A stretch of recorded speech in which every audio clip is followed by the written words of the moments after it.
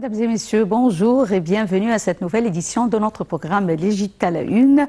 Et l'édition d'aujourd'hui, du lundi 17 octobre 2022, sera consacrée à l'eau. Oui, les activités de la 5e semaine de l'eau du Caire ont démarré hier, dimanche 16 octobre. Et notre édition semi-hebdomadaire, l'Égypte à la une, vous proposera donc une émission spéciale sur cet événement important qui revêt un aspect très particulier à l'approche de la COP 27 prévue le mois prochain à Sharm el-Sheikh.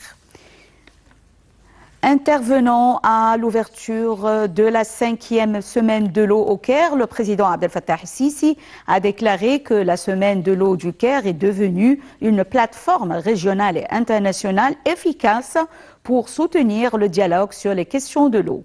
La 5e semaine de l'eau du Caire se tient du 16 au 19 octobre sous les auspices du président Abdel Fattah el-Sisi sous le thème « L'eau au cœur de l'action climatique » partant du grand intérêt que porte l'État égyptien à l'axe de l'eau dans le dossier des changements climatiques.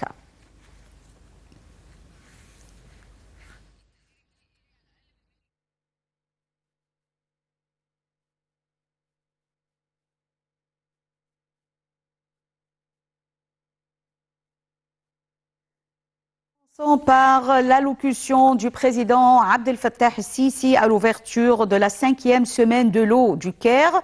Lors de son entretien, le président Abdel Fattah el-Sisi a déclaré que la semaine de l'eau du Caire est devenue une plateforme régionale et internationale efficace pour soutenir le dialogue sur les questions de l'eau qui deviennent de plus en plus importantes dans le cadre des efforts visant à renforcer la paix internationale et le développement durable. Le président a poursuivi que la 5e semaine de l'eau du Caire tenue sous le thème « L'eau au cœur de l'action climatique » vise à intensifier l'action internationale sur les questions de l'eau et du climat, menant à la tenue du sommet mondial sur le climat à Sharm el-Sheikh le mois prochain. Le président a déclaré que les ressources en eau de l'Égypte sont devenues incapables de subvenir aux besoins de ses habitants malgré l'adoption d'une politique de rationalisation de la consommation. Il a ajouté que les répercussions du changement climatique aggravent les effets de la rareté de l'eau sur la zone agricole en Égypte.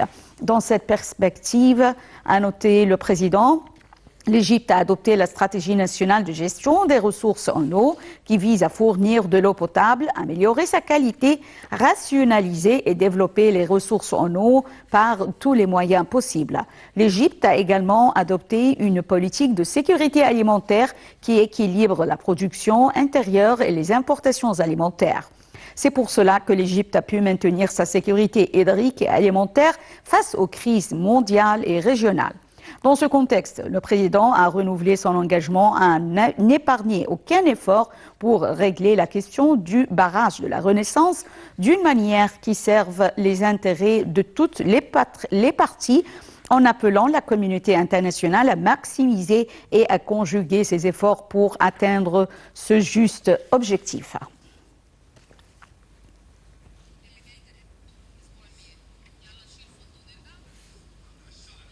La 5e semaine de l'eau du Caire se tient du 16 au 19 octobre sous les auspices du président Abdel Fattah el-Sisi sous le thème « L'eau au cœur de l'action climatique » partant du grand intérêt que porte l'État égyptien à l'axe de l'eau dans le dossier des changements climatiques. Dalia Karam nous donne plus de détails. La 5e semaine de l'eau du Caire 2022, prévue du 16 au 19 octobre, discutera des défis climatiques et de leurs impacts sur le secteur de l'eau en préparation des activités liées à l'eau lors de la conférence des Nations Unies sur les changements climatiques, la COP 27. La 5e semaine de l'eau du Caire vise à intégrer les questions d'eau dans l'action climatique et à promouvoir les innovations face aux défis urgents de l'eau par des méthodes non conventionnelles en utilisant la technologie moderne, a déclaré le ministre de l'Irrigation, Hani Souelam, dans un communiqué.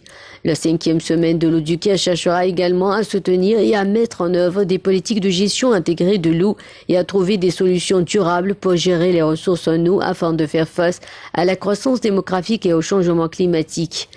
Cela s'inscrit dans le cadre du grand intérêt de l'État pour la question de l'eau qu'il cherche à placer en tête de l'agenda climatique comme l'une des exigences les plus importantes pour un développement social et économique durable. Le ministre a déclaré que cette 5e édition comprendra de nombreuses séries de haut niveau, des sessions techniques, des ateliers et des présentations par des conférenciers internationaux de premier plan. La semaine de l'eau du Caire 2022 sera centrée sur le thème « L'eau au cœur de l'action climatique » et est organisée par le ministère égyptien de l'Irrigation en coopération avec des partenaires nationaux, régionaux et internationaux. La semaine de l'eau vise à fournir une plateforme aux acteurs et actionnaires de l'eau du monde entier afin qu'ils puissent présenter et discuter des questions urgentes, des stratégies, des politiques, des plans et des mesures liées au défi climat-eau. La 5e semaine de l'eau du Caire se concentrera sur 5 thèmes principaux qui sont la sécurité de l'eau et le changement climatique, la protection des deltas, les adaptations liées à l'eau, au changement climatique, l'eau, le changement climatique et la coopération future, et la préparation et la gestion des catastrophes climatiques liées à l'eau. Le changement climatique menace les réserves en eau de la planète alors que cette ressource constitue un élément vital au bon fonctionnement de nos sociétés. En ce siècle qui n'est autre que celui de l'explosion démographique et de l'urbanisation, deux phénomènes eux-mêmes propices à une augmentation des besoins mondiaux en eau, l'eau est plus que jamais un enjeu central. Notre sécurité hydrique est en péril et les chiffres sont éloquents. 80% de la population est touchée par des formes d'insécurité hydrique alors qu'une hausse des températures entre 2,2 et 5,1 degrés est prévue. Ce réchauffement climatique induit d'une part la perturbation du cycle de l'eau, l'évaporation de l'eau s'accélère et par conséquent la quantité disponible à l'état liquide diminue. D'autre part, les modèles météorologiques sont poussés à leur paroxysme. La pluviométrie est en hausse dans les hautes latitudes alors que les latitudes moyennes subissent une baisse des précipitations.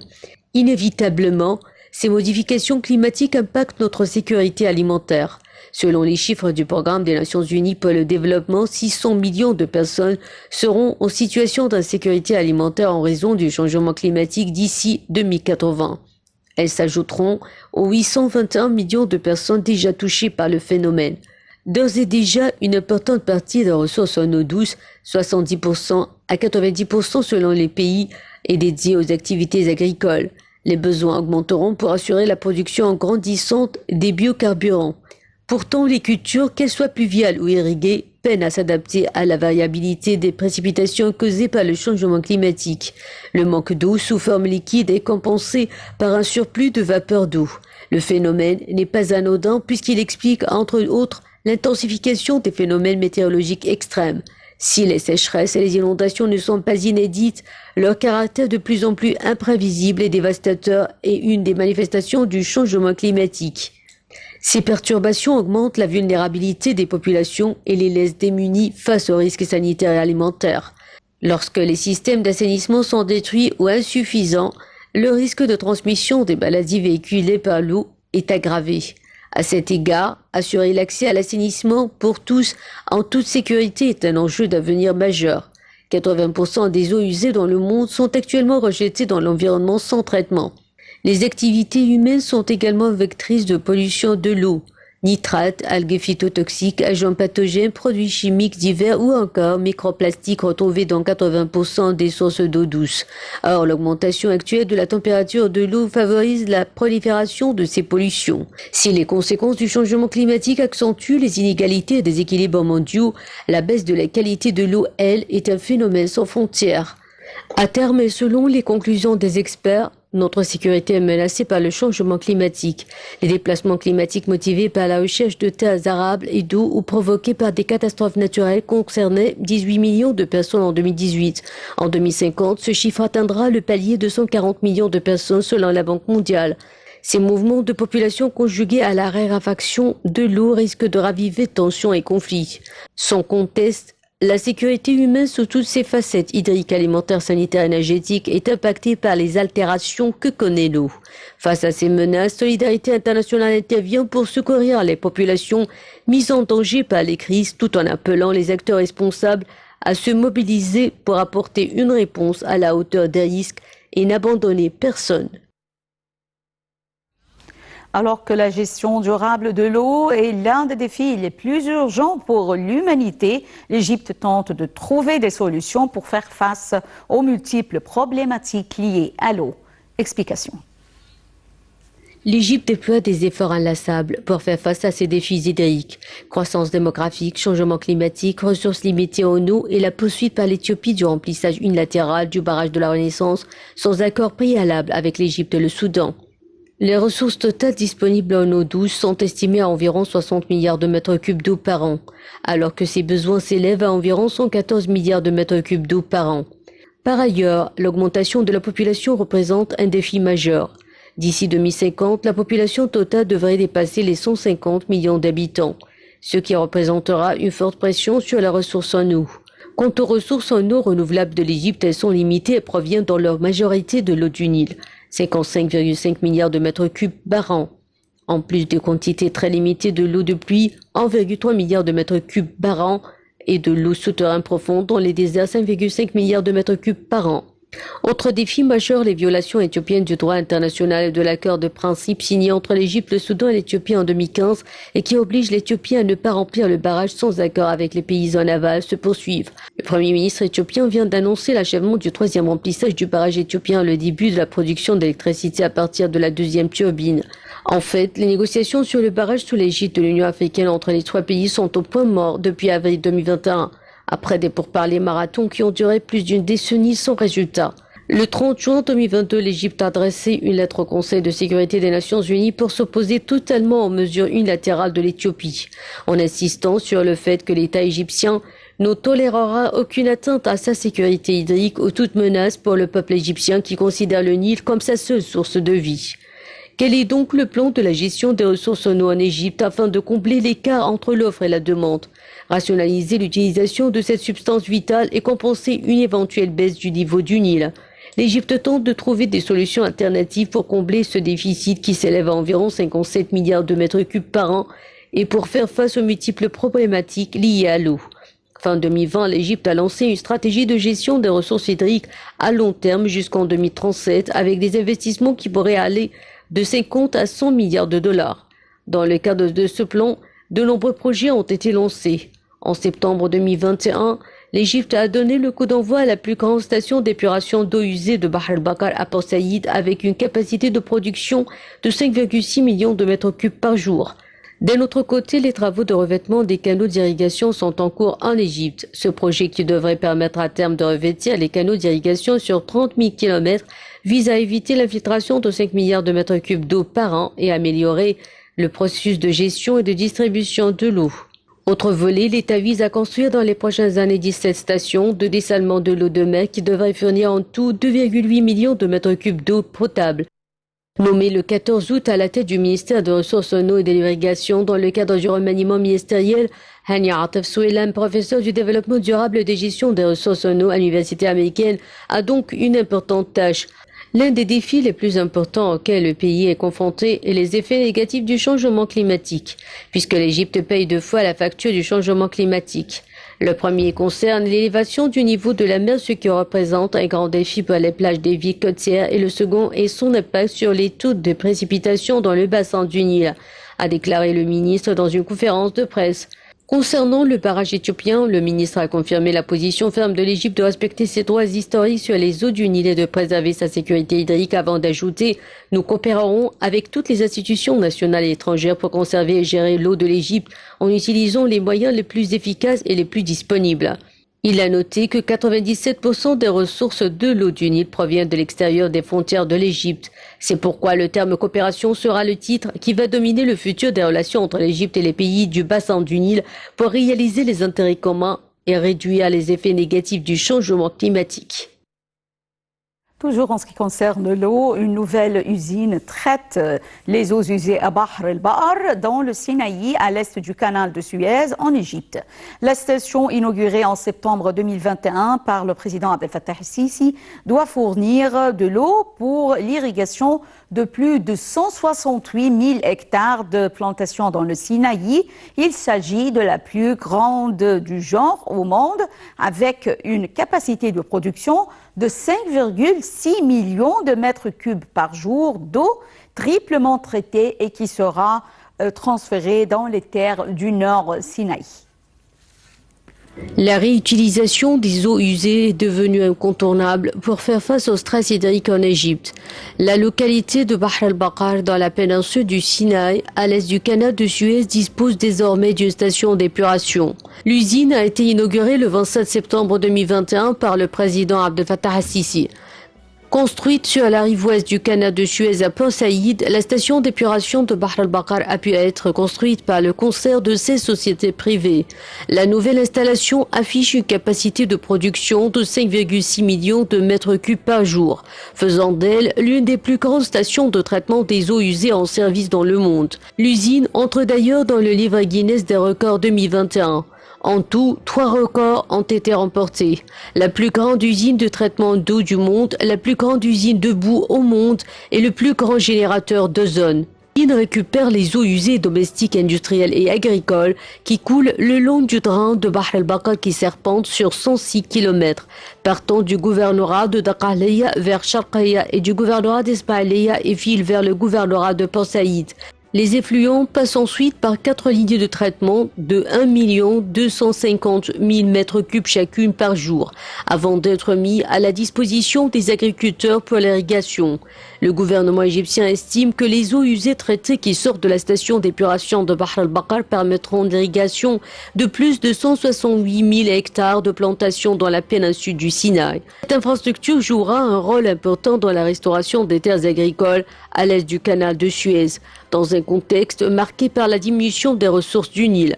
L'Égypte dispose à peine de 60 milliards de mètres cubes d'eau, dont 55,5 milliards de mètres cubes proviennent du Nil et un demi-milliard de mètres cubes d'eau souterraine non renouvelable répartis sur plusieurs parties du désert. La construction de l'usine de traitement des eaux usées de Bahr el-Bakar a coûté 20 milliards de livres égyptiennes, environ 1,3 milliard de dollars. Ce projet entre dans le cadre de la stratégie nationale du gouvernement de l'Égypte en faveur de la préservation de la ressource en eau douce qui se raréfie dans le pays.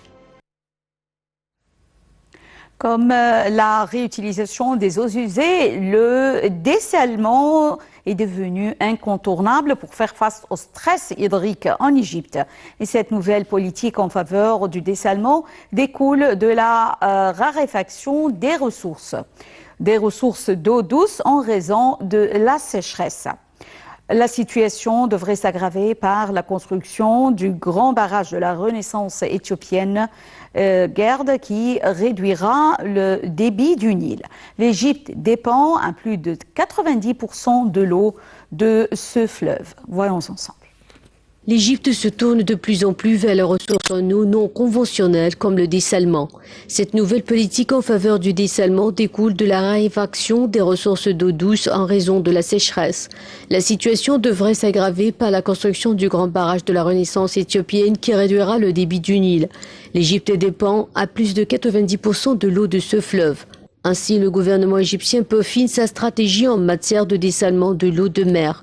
Le président Abdel Fattah al-Sisi compte décupler les installations pour faire face à la diminution des ressources d'eau douce.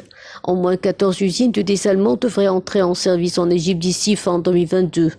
Dans cette perspective, le président al-Sisi a demandé au gouvernement de prioriser l'installation d'usines de fabrication de composantes de dessalement. En janvier 2021, Le Caire et Moscou se sont entendus pour que Rusnano installe une usine de fabrication d'équipements de dessalement de l'eau de mer en Égypte. L'entreprise d'État russe travaille sur ce projet avec l'OAI, l'autorité d'ingénierie des forces armées égyptiennes et l'université d'Alexandrie. La mise en place de ces usines de fabrication de membranes de dessalement permettra de réduire les coûts des projets. Selon le ministre égyptien du Logement, le pays dispose déjà de 76 usines de dessalement qui fournissent 831 690 mètres cubes par jour. Cette capacité de production augmentera avec la mise en service dans quelques mois d'au moins 14 usines d'osmose inverse. Ces installations qui affichent une capacité globale de 476 000 mètres cubes par jour sont en construction dans les gouvernorats de Marsa Matruh, de la mer Rouge, du Sinaï Nord, du Sinaï Sud, de Port Saïd, de Dakhaliya, de Suez et d'Alexandrie. Le coût global de ces usines est de 9,71 milliards de livres égyptiennes, près de 619 millions de dollars. Ces nouvelles installations porteront à 90 le nombre de stations de dessalement en service en Égypte, avec une capacité de production de 1,3 million de mètres cubes par jour. Le gouvernement table sur une capacité de production de 6,3 millions de mètres cubes par jour à l'horizon 2050. Pour les 5 prochaines années, le Caire veut construire 47 usines d'osmose inverse avec un investissement de 2,8 milliards de dollars. Et pour décupler les investissements dans le dessalement, l'Égypte compte sur le soutien des acteurs privés à travers notamment des partenariats publics-privés. Le gouvernement égyptien dévoile son objectif de rationalisation de l'utilisation de ses ressources en eau pour les 3 prochaines années. Le Caire prévoit le remplacement des systèmes d'irrigation par inondation sur 1,554 million d'hectares de plantations par des dispositifs modernes économes en eau. L'agriculture est l'un des secteurs qui consomme le plus d'eau. Dans le cadre de sa politique visant à éviter l'épuisement des ressources d'eau douce, le gouvernement égyptien met un accent particulier sur l'irrigation. Dans ce contexte, les autorités ont lancé un processus de modernisation des systèmes d'irrigation opérationnels dans le pays. D'ici 3 ans, le ministre égyptien des Ressources en eau et de l'irrigation, Hani Souelam, espère la couverture de 1,554 millions d'hectares de plantations avec des systèmes d'irrigation modernes, moins consommateurs en eau, comme le système goutte à goutte. Pour ce type d'irrigation, le système verse l'eau très précisément sur la culture, ce qui entraîne un rendement de culture optimal, indique l'Organisation des Nations Unies pour l'alimentation et l'agriculture. L'opération est déjà en cours, notamment en Haute-Égypte, où le gouvernement veut couvrir une superficie totale de 3140 hectares de plantation avec des équipements modernes dédiés à l'irrigation. Le gouvernement investira en tout 183,7 millions de livres égyptiennes pour la modernisation des systèmes d'irrigation en Haute-Égypte. Actuellement, les agriculteurs du pays utilisent des systèmes d'irrigation par inondation ou submersion. Ce procédé consiste à recouvrir le sol d'une couche d'eau plus ou moins épaisse et de l'y laisser séjourner pendant le temps nécessaire pour qu'elle pénètre par infiltration à la profondeur utile. Les systèmes d'irrigation modernes qui seront installés à travers l'Égypte seront approvisionnés grâce à plusieurs canaux d'irrigation. Le gouvernement égyptien finance également la réhabilitation de 8233 km de canaux d'irrigation. Les travaux devraient s'achever d'ici fin 2022. Cet autre projet permettra également de faire face au stress hydrique. L'Égypte ne dispose actuellement que de 60 milliards de mètres cubes, dont 55,5 milliards de mètres cubes proviennent du Nil et un demi-milliard de mètres cubes d'eau souterraine non renouvelable répartis sur plusieurs parties du désert. Mesdames et messieurs, nous arrivons à la fin de cette édition de notre programme L'Égypte à la une et cette édition spéciale qui était consacrée à l'eau. Merci pour votre fidélité à Nile TV International et c'est également la fin de la transmission en langue française qui reprend à 18h locale. Merci et bonne journée. Au revoir.